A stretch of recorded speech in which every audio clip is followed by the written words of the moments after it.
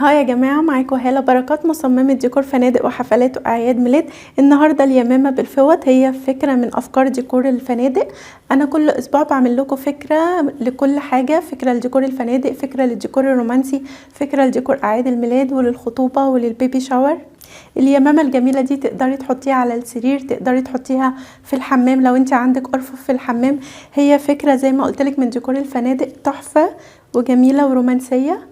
يا رب كل افكاري تعجبك وقناتي تعجبك.